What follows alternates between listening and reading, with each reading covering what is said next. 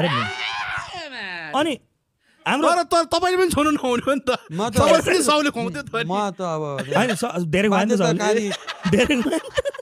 साउले धेरै खुवायो नि त उहाँलाई धेरै बाध्यताकारी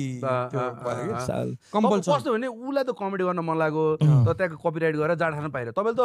गर्न मन लाग्यो नि कमेडी गरेर नि कमेडी फेरि जाँड पनि गर्नु सक्नुमा तपाईले चाहिँ त्यस्तो जागिर किन छोड्नु भयो कमेडीको लागि मेन कुरा थियो भाइ अब यो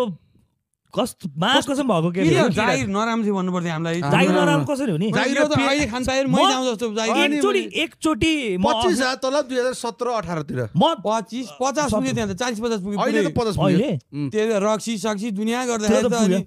अनि हाम्रो टाइम पासै लुडो हुन्थ्यो म कसम गएको दोस्रो दिनमा हामी अरू स्टाफहरू लुडो खेलेर बसेको हाकिम म सातो गएँ मुजी हाकिम ल प्रशान्त हट म खेल्छु रातो गोटी उसले लिथ्यो मुजी 75% कि 60% गएको थियो म खेल्छु